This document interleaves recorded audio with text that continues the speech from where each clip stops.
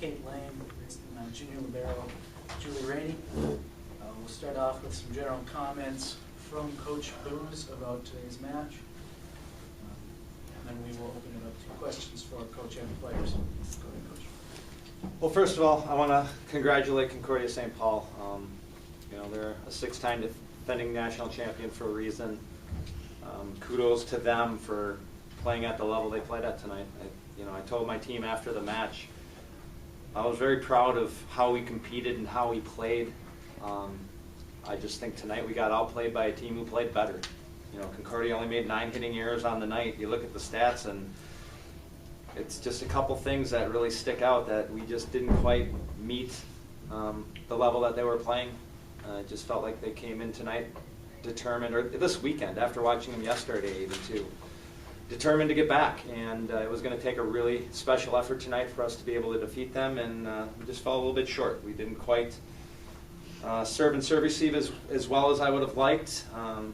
That caused us to be pretty unbalanced from an offensive standpoint, which makes it a little bit harder to beat a team that good. So congrats to them. They're going to represent our conference and our region well at the national level. For our group, it's obviously hard because we know we're in a tough region where as good as our season was, it ends earlier than I feel like it should. But that's just the makeup of our Division II regionalization, and we know that going in. So I'm proud of the effort tonight. I'm proud of the energy level. I'm proud of the fact that they just kept battling. It just felt like we just didn't quite have it like we needed it. But a tremendous year. When we look back on all the things this group accomplished this year, with all the records they set and all the awards they received, they should be very proud of what they've done. All right, at this time, we will open it up to questions for Coach or the players. Jim, unlike the last 2 times you played them, the last game of the regular season was a fantastic match, and then down there it had to be great, the 3-0, but they got that edge. It's like you could catch up, but you never could get the upper hand. You feel that way? Yeah, and again, I think a lot of that stems on the fact that they just weren't making any mistakes. Right. So, it could be 10-10, 11-11, 12-12, and if we just made 1 or 2 mistakes, now we're down by 2, and we're chasing them the rest of the game because they're not giving those points back at all to us. So, we knew we were going to have to continue to play at a high level and try to eliminate some of those things, and unfortunately they just crept in some bad moments. So, yeah, they played incredibly well tonight. It's a little like playing computer chess, isn't it? Where you I don't even bother with that. No, but when you make your great moves and they just... Going into that, I know I can't win, though. Yeah, right. This, I felt like tonight if we played the way we were capable of, we had a chance to win. We're on our home floor. We had gotten it done a couple other times. But then seeing how they were going to play tonight, we knew after that we were going to have to really, really play well in order to get it done. And, they just played extremely well and better than we did.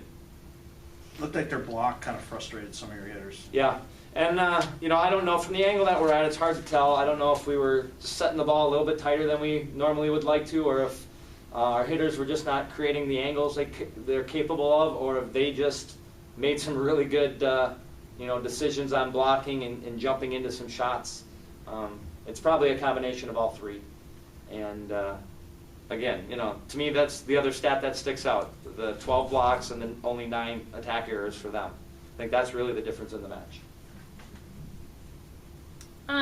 You guys, more for Kate and Julie, you guys had, I think it was in the second set, a pretty good run there, and I think the fans were louder than I have ever heard them.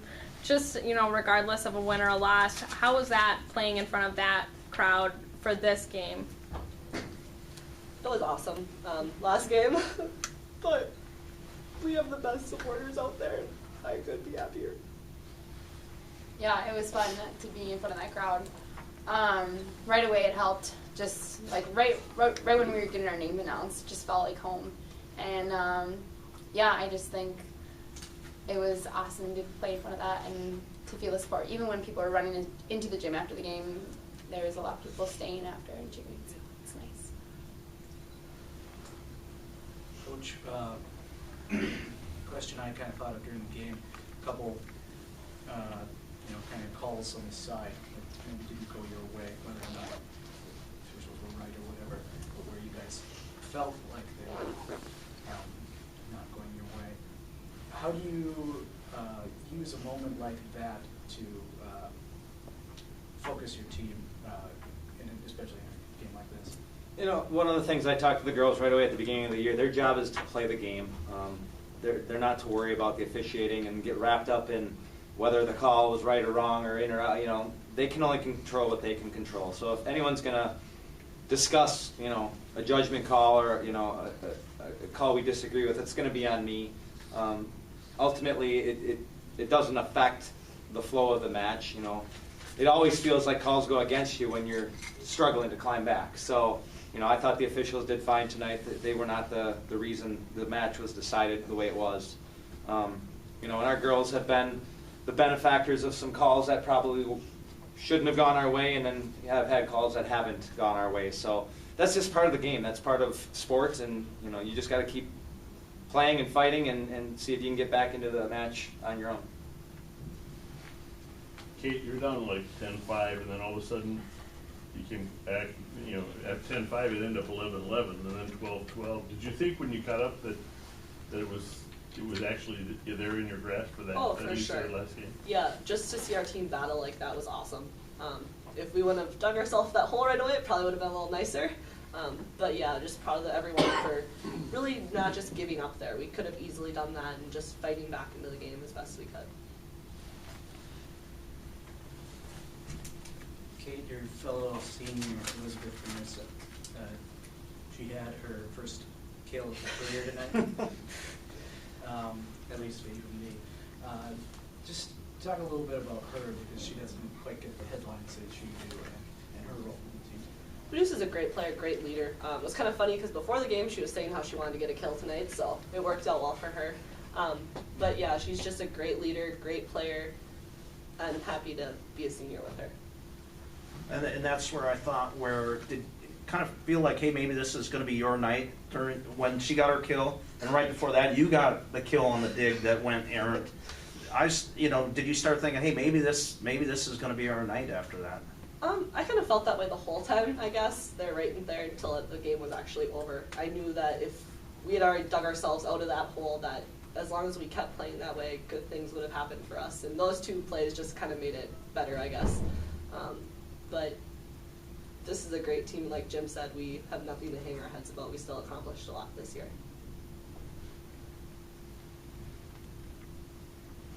Any other questions? Well, just for Kate, what can you say about your 4 years here? It's crazy it's over already. It went by way too fast. And I would have played anywhere else. Great. I feel like Karen's for you right now. Just like Karen.